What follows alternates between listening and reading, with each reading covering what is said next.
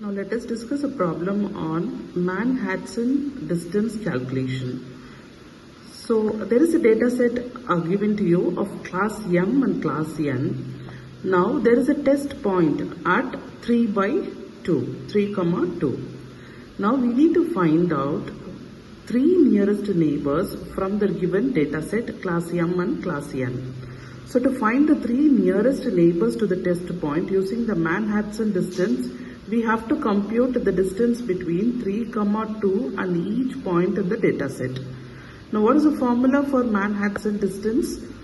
D is equal to modulus of x1 minus x2 plus modulus of y1 minus y2. So what is x1? x1 is the point in the first class and x2 is the point in the second class, and y1 is the point in the first and y2 in the second. So we have to find out, we can take x1 and y1 as 3/2 and x2 and y2 as any one point in the class M and N. So when we compute the distance between these points, we can identify which is having more points, which class is having more points that is close to the test point, that is 3/2.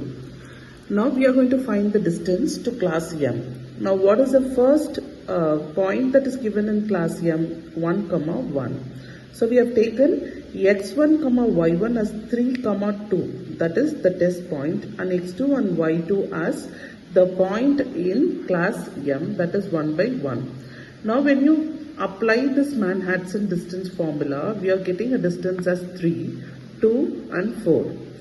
Now we have computed the distance for each point in class N as 2, 4 and 2. Now when we sort the distance, now look at the first point 2, 3 in class M is having a distance of 2. Likewise 5, 2 in class N is having a distance 2. 4, 1 in class N is having a distance 2. 1, 1 in M is having a distance 3, and 4, 5 in M is having a distance 4. So there is another point that is 6, 1 which is having a distance 4.